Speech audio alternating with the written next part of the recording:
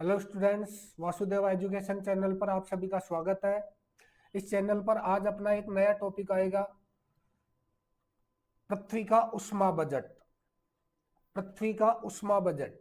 अक्सर हम देखते हैं कि सूर्योदय के साथ ही पृथ्वी पर तापमान बढ़ने लगता है और दोपहर तक ये जो तापमान है ये बढ़कर अधिकतम हो जाता है।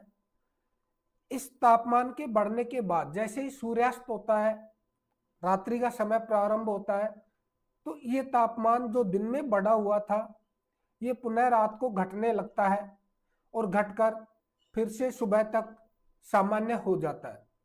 तो हमारी इस पृथ्वी का जो तापमान है ये औसत रूप से अगर देखा जाए तो 15 डिग्री सेल्सियस रहता है। अब दिन में ये तापमान बढ़ रहा है, रात को घट रहा है, तो इस तापमान में एक संतुलन की स्थिति बनी रहती है और उसी संतुलन की स्थिति को उष्मा बजट के नाम से जाना जाता है। यानी कि ये कहूं कि सौर विकिरण और पार्थिव विकिरण के मध्य जो संतुलन की स्थिति रहती है, जिससे हमारी पृथ्वी का औसत तापमान स्थिर बना रहता है, उसी को उष्मा बजट के नाम से जाना जाता है। अब बात करते हैं कि इस उष्मा बजट के दौरान सूर्य से हमें कितनी उष्मा प्राप्त होती है, उस उष्मा का किस प्रकार से पृथ्वी और वायुमंडल के द्वारा उपयोग किया जाता है और इस प्राप्त उष्मा को किस प्रकार से वापस शून्य में लौटाया जाता है, जिसके कारण पृथ्वी का जो तापमान है वो स्थिर रहता है। तो बात करते हैं उष्मा बजट की।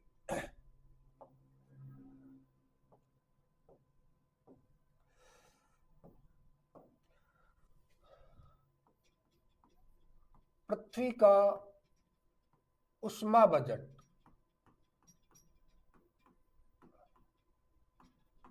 या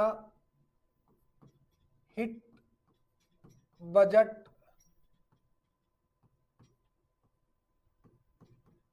ऑफ द अर्थ। पृथ्वी का उष्मा, इस उष्मा बजट के अंतर्गत अगर हम देखें सामान्य रूप से, तो जो सूर्य है, ये मान लो अपना सूर्य है, इस सूर्य से सौर विकिरण का उत्सर्जन होता है। इस प्रकार से ये सूर्य है, इस सूर्य से जितनी उष्मा का उत्सर्जन होता है उसका मात्र 1/2 अरबवा भाग ही पृथ्वी और वायुमंडल तक पहुंचता है। लेकिन ये जो बहुत ही अल्प मात्रा में उष्मा सूर्य से पृथ्वी तक आ रही है, इसी से हमारी इस पृथ्वी और वायुमंडल का तापमान दिन में बढ़ता है और रात में पुनः घट जाता है। अगर हम इस सूर्य से पृथ्वी की ओर आने वाली या हमारे इस वायुमंडल के बाहरी भाग, जो ऊपरी भाग है, उसमें आने वाली सौरिक विकिरण को 100% मान लें, सूर्य से आने वाले सूर्य ताप को 100% मान लें, तो इस 100% उष्मा का पृथ्वी के द्वारा किस प्रकार से उपयोग किया जाता है या पृथ्वी और वायुमंडल के द्वारा इससे कैसे ताप ग्रहण किया जाता है, उसकी बात करें, वो ही आता है अपने पृथ्वी का उष्मा बजट। तो जैसे ही ये सूर्य से सौर विकिरण लघु तरंगों के रूप में पृथ्वी की ओर आती है, तो पृथ्वी की ओर आने से पहले एक तो इसे वायुमंडल को पार करना होता है। पृथ्वी के चारों ओर फैला हुआ वायुमंडल है, उसको पार करना होगा। अब वायुमंडल में मूल रूप से गैसें पाई जाती है, जलवाष्प पाया जाता है, धूलकण पाए जाते हैं, और इन जलवाष्प, धूलकण और गैसों के इस आवरण के अंदर अनेक मौसमी घटनाएं घटित होती है। इन्हीं मौसमी घटनाओं के अंतर्गत एक तो बनते हैं बादल। बादल वायुमंडल में फैले होते हैं बादल। तो सूर्य से जितनी सौरिक विकिरण लघु तरंगों के रूप में पृथ्वी की ओर आती है, जिसको हमने एवरेज मान लिया 100%, तो इस 100% सौरिक विकिरण का 27% भाग, 27% भाग जो है ना, वो बादलों द्वारा परावर्तित कर दिया जाता है, परावर्तित कर दिया जाता है। यानी सूर्य से आई 100% सौरिक उष्मा, उसका 27% भाग वापस बादलों के द्वारा शून्य में लौटा दिया जाता है। कहने का मतलब यह है कि 27% सौरिक उष्मा ना तो वायुमंडल को उष्मा प्रदान कर रही है और ना हमारी पृथ्वी को, जैसे आई वैसे ही वापस चली गई। फिर और अगर बात करें तो इस सूर्य से आने वाली सौरिक उष्मा का 6% भाग जो है, 6% भाग जो है वो धूल कणों एवं जलवाष्प द्वारा प्रकीर्णन किया जाता है। तो 6% उष्मा जो सूर्य से आई वो धूलकण और जलवाष्प से होने वाला जो प्रकीर्णन है इसके कारण वापस लौट जाती है। 27% बादलों से, 6% धूल कणों से, उसके बाद जो और सौरिक विकिरण पृथ्वी की ओर आ रही है इसमें से 14% सौरिक विकिरण जो है उसको वायुमंडल द्वारा अवशोषित कर लिया जाता है।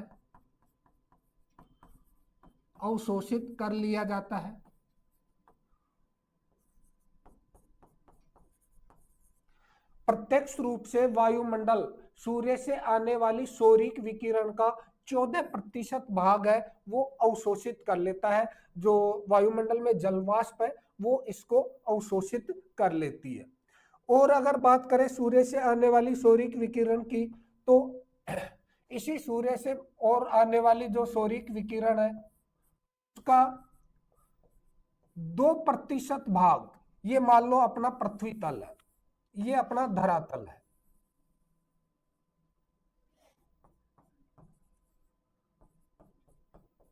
धरातल तो सूर्य से आने वाली जो सौरिक विकिरण है इसका 2% भाग यहां पृथ्वी तल से टकराकर पुनः शून्य में लौट जाता है। 2% भाग का धरातल से परावर्तन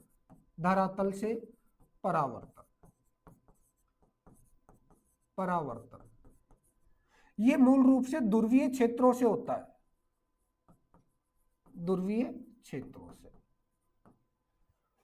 तो ऐसे में 27% सौरिक विकिरण है वो बादलों के द्वारा वापस लौट गई। 6% सौरिक विकिरण धूल कणों एवं जलवाष्प द्वारा प्रकीर्णन कर दिया जाता है। 14% सौरिक विकिरण को वायुमंडल अवशोषित कर लेता है और 2% सौरिक विकिरण को है जो ध्रुवीय क्षेत्रों या धरातल से उसका पुनः शून्य में परावर्तन कर दिया जाता है। अगर इनके बाद अगर देखा जाए तो कुल आने वाली उष्मा कितनी है? 100%। 100 में से 27% का परावर्तन हुआ बादलों से, 6% का परावर्तन हुआ धूल कणों से, 2% उष्मा का जो परावर्तन हुआ धरातल से। तो इनका योग हो गया 35%। इनका योग हो गया 35%। और 35% के बाद भी 14% सौरिक विकिरण जो है ये वायुमंडल द्वारा अवशोषित हो रही है। वायुमंडल अवशोषित कर रहा है। तो ऐसे में इसका योग कितना हो गया? ये हो गया 49% सौरिक विकिरण। तो सूर्य से आने वाली कुल उष्मा का 49% भाग तो ऐसा है जो हमारे इस धरातल को उष्मा प्रदान ही नहीं कर रहा। वहां से आई 100%, 35% वायुमंडल से ही वापस लौट गई, 14% को वायुमंडल ने अवशोषित कर लिया।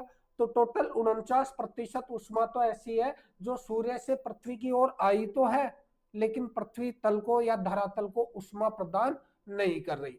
तो शेष बचा हुआ जो पार्ट है ये इसको मान ले अपन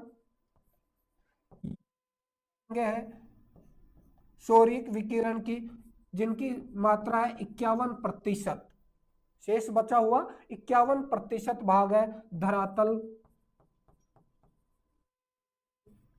उष्मा प्रदान करता है, उष्मा करता है। तो हमारी पृथ्वी सूर्य से आने वाली कुल उष्मा के कितने प्रतिशत भाग से ताप प्राप्त करती है? मात्र 51% भाग से, मात्र 51% भाग से। अब ये जो उष्मा का उपयोग है जो पृथ्वी की तरफ आई सूर्य से, इसको भी अगर देखें तो ये जो 35% भाग है, ये तो वायुमंडल और पृथ्वी दोनों में से किसी को भी उष्मा प्रदान नहीं कर रहा। तो इस 35% उष्मा को तो नाम दिया जाता है पृथ्वी का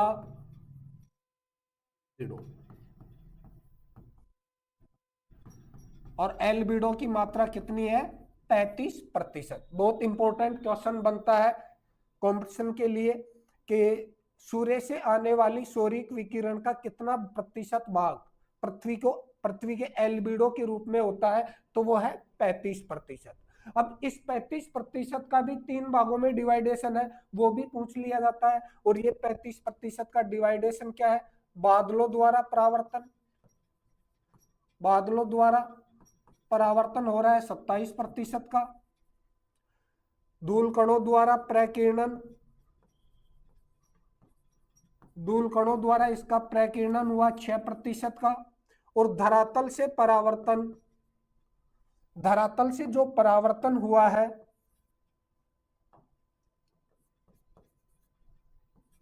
धरातल से परावर्तन हुआ है 2% का।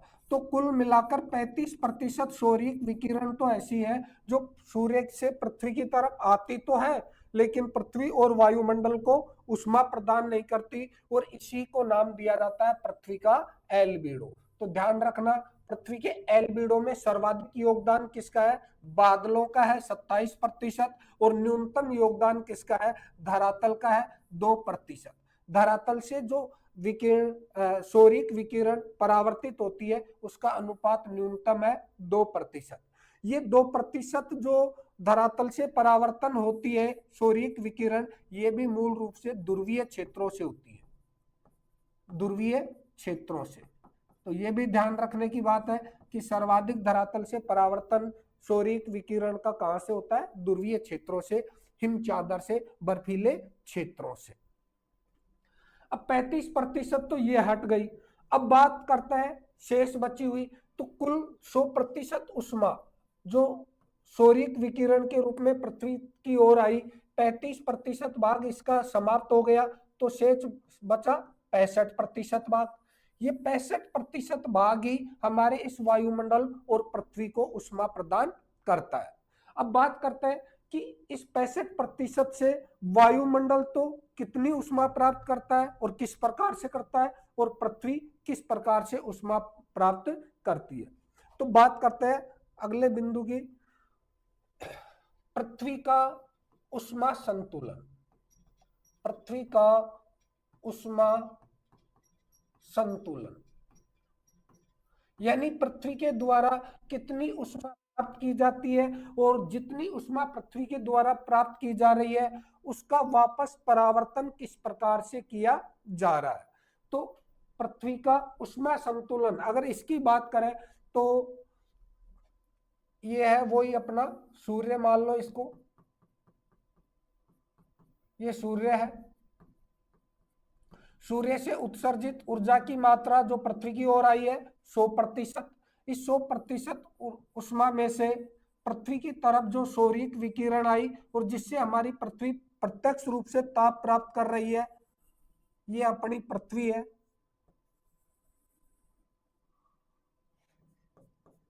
धरातल है, इसने उष्मा प्राप्त की इसमें से 51%।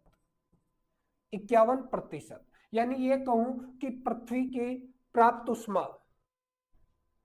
पृथ्वी द्वारा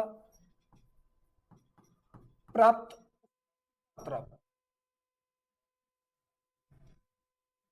मात्रा, और ये कितनी है? 51% है। अब पृथ्वी ये जो 51% उष्मा प्राप्त करती है, ये भी दो प्रकार से प्राप्त करती है। ये दो प्रकार से कैसे प्राप्त करेगी कि एक होता है इसमें से 34% जो उष्मा है, 34% प्रत्यक्ष रूप से प्राप्त करती है, प्रत्यक्ष रूप से, और शेष जो 17% उष्मा सूर्य से प्राप्त कर रही है, ये विस्तृत दीवा प्रकाश के रूप में कर रही है, विस्तृत दीवा प्रकाश, विस्तृत दीवा प्रकाश के रूप में प्राप्त करती है। तो 34 + 17, तो ये इनका टोटल योग हो जाएगा 51%। तो ऐसे में दो प्रकार से हमारी पृथ्वी सूर्य से उष्मा प्राप्त करती है। सूर्य से प्रत्यक्ष रूप से प्राप्त की 34% और विस्तृत दीवा प्रकाश के रूप में प्राप्त की है 17%। अब बात यह करते हैं कि विस्तृत दीवा प्रकाश होता क्या है, विस्तृत दीवा प्रकाश होता क्या है। तो विस्तृत दीवा प्रकाश की अगर बात करें तो जब सौर विकिरण का तरंग दैर्घ्य धूल कण एवं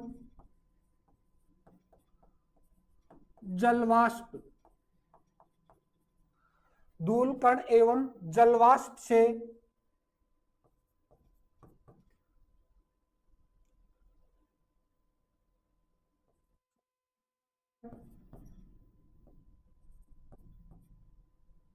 छोटा होता है तो वे किरणें पुनः परावर्तित एवं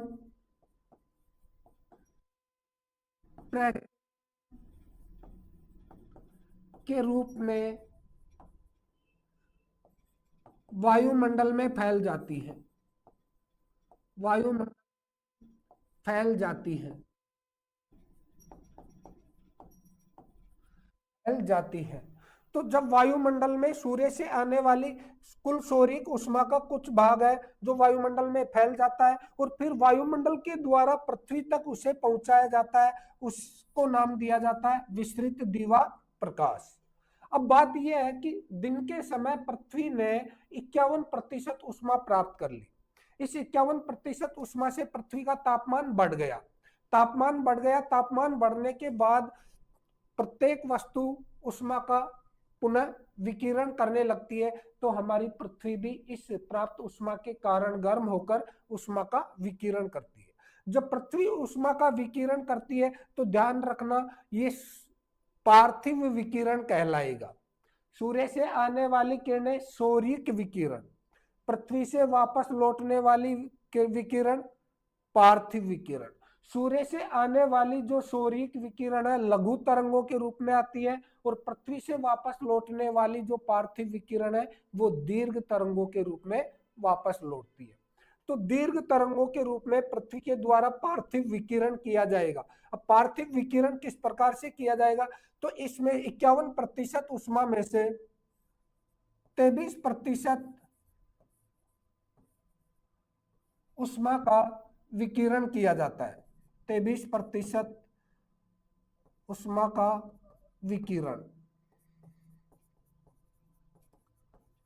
विकिरण किया जाएगा।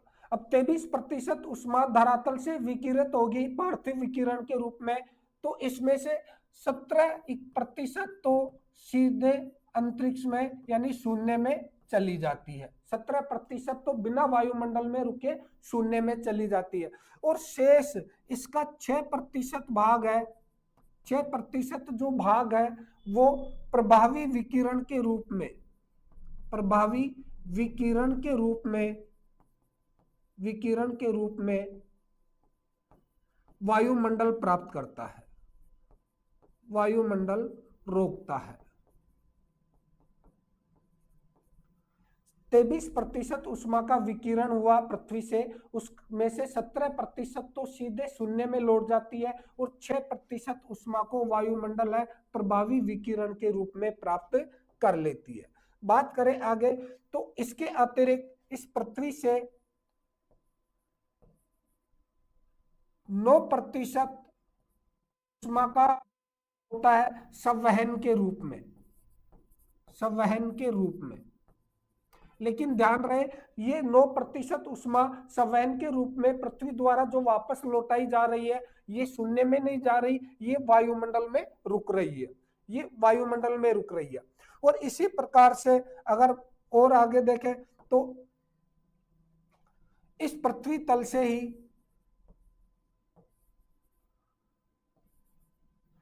19% उष्मा का जो विकिरण है वो किया जाता है वाष्पीकरण के रूप में, के रूप। तो ऐसे में पृथ्वी के द्वारा टोटल प्राप्त उष्मा 51%, इस 51% उष्मा में से 23% उष्मा एक लौटा दी गई, जिसका 17% भाग शून्य में चला गया और 6% भाग वायुमंडल के द्वारा रोक लिया गया। 9% भाग संवहन के रूप में लौटाया गया है और 19% भाग वाष्पीकरण के रूप में लौटाया गया है। यानी कुल प्राप्त उष्मा 51%। इस 51% उष्मा का पुनः विकिरण किया गया तो 23% प्रत्यक्ष विकिरण के रूप में गई, प्रत्यक्ष विकिरण के रूप में लौटाई, या इसको ऐसे लिखें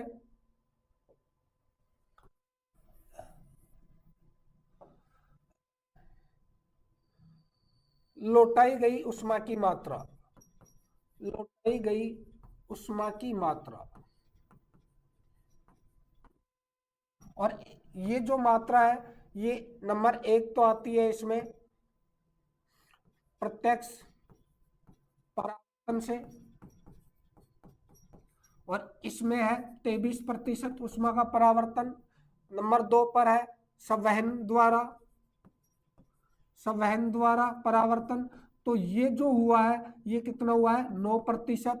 और तीसरा है वाष्पीकरण द्वारा, तो वाष्पीकरण द्वारा उष्मा लौटाई गई है 19%।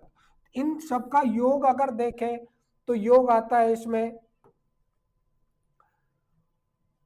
वही 51%। यानी पृथ्वी ने उष्मा प्राप्त की कितनी 51% और लौटाई भी कितनी 51%। तो इस कारण से दिन के समय जितनी उष्मा प्राप्त की जा रही है उतनी ही रात के समय वापस लौटाई गई, और जब जितनी प्राप्त की उतनी ही लौटा दी। तो ऐसे में पृथ्वी का तापमान सामान्य रहता है। इसी को नाम दिया जाता है पृथ्वी का उष्मा संतुलन। इसी को नाम दिया जाता है पृथ्वी का उष्मा संतुलन, कि जितना लिया उतना दे दिया, अपने पास कुछ नहीं बचा। और ये जितना लिया गया जो सूर्य ताप है उतना ही लौटाना भी आवश्यक है। अगर ऐसा नहीं होता, जितनी उष्मा सूर्य से पृथ्वी प्राप्त करती है उससे कम लौटाती, तो अब तक पृथ्वी का तापमान बहुत ज्यादा बढ़ जाता और ऐसे में पुनः ये अत्यधिक गर्म होकर आग के गोले में परिवर्तित हो जाती।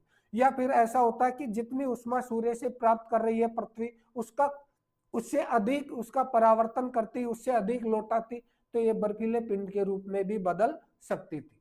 लेकिन होता क्या है कि जितनी उष्मा प्राप्त की जाती है उतनी ही वापस लौटाई जाती है, और इसी कारण पृथ्वी का जो संतुलन है वो स्थिर बना हुआ है। पृथ्वी का औसत तापमान 15 डिग्री सेल्सियस बना रहता है। इस अब पृथ्वी के उसमें उष्मा बजट के समान ही बात करता है वायुमंडल का उष्मा बजट। वायुमंडल का उष्मा संतुलन। अब वायुमंडल कितनी उष्मा प्राप्त करता है, पहली बात तो यह है, और फिर उस प्राप्त उष्मा से कितना भाग वापस शून्य में लौटाता है, इसकी बात करें तो वायुमंडल द्वारा प्राप्त उष्मा की बात कर ले पहले। प्राप्त उष्मा की मात्रा, प्राप्त उष्मा की मात्रा।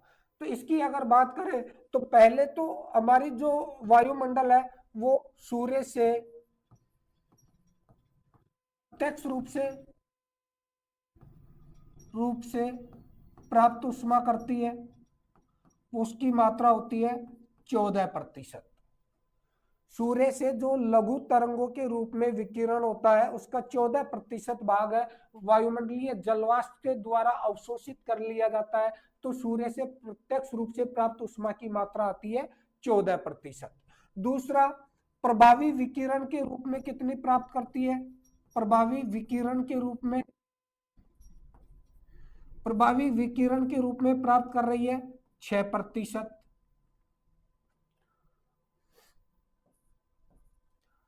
6% ऊष्मा प्राप्त कर रही है। तीसरा, संवहन के रूप में कितनी प्राप्त कर रही है? संवहन के रूप में कितना प्राप्त कर रही है? तो 9% ऊष्मा प्राप्त कर रही है।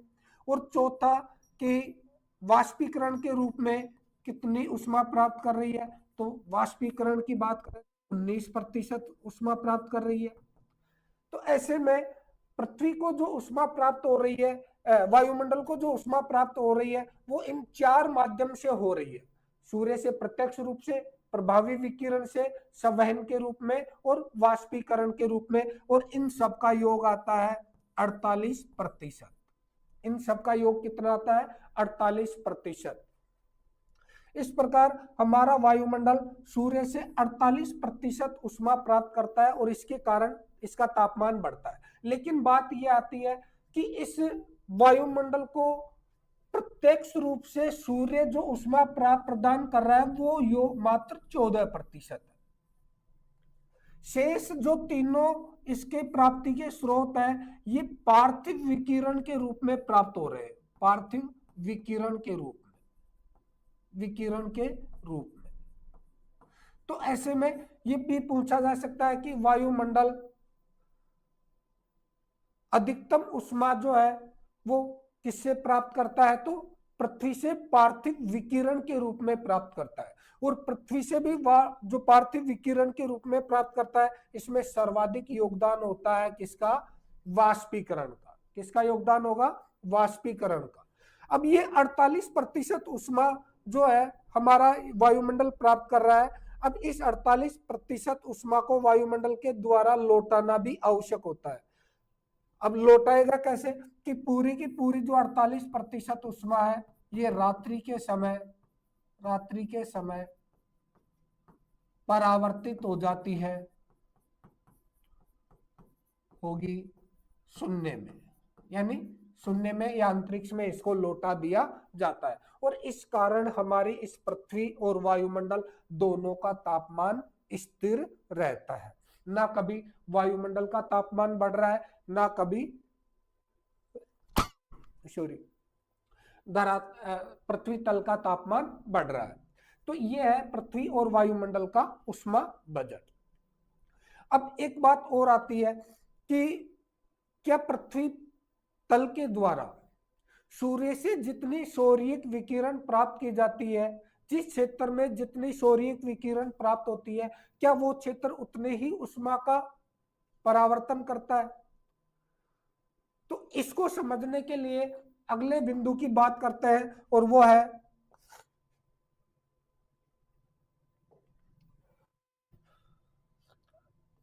अक्षांशीय ऊष्मा संतुलन। अक्षांशीय ऊष्मा संतुलन।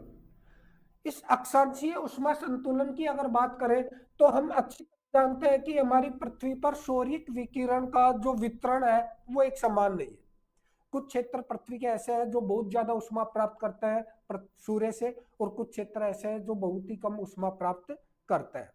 अब जो क्षेत्र जितनी ऊष्मा प्राप्त करता है क्या उतनी ही ऊष्मा का पुनः परावर्तन कर पाता है? तो ऐसा नहीं होता। होता क्या है कि ये अपनी जो पृथ्वी है, इस पृथ्वी पर ये आपकी विषुवत रेखा है, 0 डिग्री विषुवत रेखा। ये विषुवत रेखा है। इस विषुवत रेखा के दोनों तरफ ये आती है 37 डिग्री उत्तरी अक्षांश और ये आता है 37 डिग्री दक्षिणी अक्षांश। या फिर मैं ये कह दूं कि ये जो निम्न अक्षांशीय क्षेत्र है, ये वाला जो अक्षांशीय क्षेत्र है ये सौरिक विकिरण से जितनी ऊष्मा प्राप्त करता है उतनी मात्रा में लौटाता नहीं है। प्राप्त ऊष्मा की मात्रा ज्यादा होती है, लौटाई गई ऊष्मा की मात्रा कम होती है, और इसी के ऊर्जा आधिक्य क्षेत्र, आधिक्य क्षेत्र के नाम से जाना जाता है। दूसरी तरफ ये 37 डिग्री से और ये 90 डिग्री उत्तरी अक्षांश और ये 37 डिग्री से 90 डिग्री दक्षिणी अक्षांश वाला ये जो क्षेत्र है, ये वाला जो क्षेत्र है, ये क्षेत्र सूर्य से उस प्राप्त ऊष्मा कम करता है, लेकिन प्राप्त की गई ऊष्मा से अधिक ऊष्मा का परावर्तन करता है। इसलिए इस क्षेत्र को नाम दिया जाता है ऊर्जा न्यूनता का क्षेत्र, न्यूनता का क्षेत्र।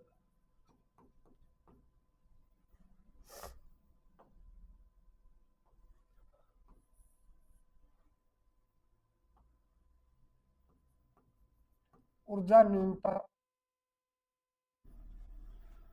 इस क्षेत्र के द्वारा जितनी ऊष्मा प्राप्त की जाती है सूर्य से, उससे अधिक ऊष्मा का परावर्तन किया जाता है। अब इसके पीछे कारण कौन सा हो सकता है? इसके पीछे कारण ये होता है कि जो निम्न अक्षांशीय क्षेत्र है ये वाला, इस निम्न अक्षांशीय क्षेत्र से दोनों गोलार्धों में उच्च अक्षांशों की ओर, उच्च अक्षांशों की ओर यानी ध्रुवीय क्षेत्रों की ओर जो है ऊष्मा का क्षैतिज स्थानांतरण होता है, क्षैतिज स्थानांतरण होता है। और ये क्षैतिज स्थानांतरण किस माध्यम से होगा? तो इसके पीछे माध्यम है एक प्रचलित पवने, प्रचलित पवने, और दूसरा इसका माध्यम जो होता है वो होता है महासागरीय धाराएं, महासागरीय धाराएं। तो इन दो से यहां जो अधिक ऊष्मा प्राप्त होती है उसका स्थानांतरण हो रहा है दोनों ध्रुवीय क्षेत्रों में, और ऐसे में यहां फिर सूर्य से प्राप्त ऊष्मा की मात्रा घट जाती है, तो ऐसे में ये तो प्राप्त ऊष्मा की तुलना में कम ऊष्मा का परावर्तन करेगा, और यहाँ ऊष्मा की मात्रा बढ़ जाती है जो प्राप्त ऊष्मा की मात्रा में अधिक ऊष्मा का परावर्तन करता है। और इसी प्रकार अक्षांशीय आधार पर भी पृथ्वी का जो तापमान है वो स्थिर बना रहता है, जिसे नाम दिया जाता है अक्षांशीय ऊष्मा संतुलन, अक्षांशीय ऊष्मा संतुलन। तो ये है एक बहुत ही इंपॉर्टेंट टॉपिक, पृथ्वी का ऊष्मा बजट। कंपटीशन के लिए इसका सर्वाधिक महत्व होता है। जब भी कभी सिलेबस में ये टॉपिक शामिल होता है तो कोई ना कोई एक क्वेश्चन यहाँ से पुटअप हो ही जाता है। अगर आपको ये अपना वीडियो है पसंद आए तो लाइक करना, शेयर करना, चैनल को सब्सक्राइब करना, और लेटेस्ट अपडेट के लिए बेल आइकन को प्रेस करना। जय हिंद।